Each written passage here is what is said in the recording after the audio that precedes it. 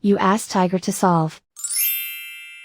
This deals with linear equations with one unknown. The final result is z equals 30. Let's solve it step by step. Simplify the expression. Find the greatest common factor of the numerator and denominator. Factor out and cancel the greatest common factor. Swap sides.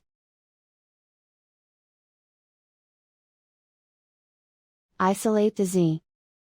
Multiply both sides by 25. Group like terms. Multiply the coefficients. Simplify the fraction. Multiply the fractions. Simplify the arithmetic. And so the final result is z equals 30.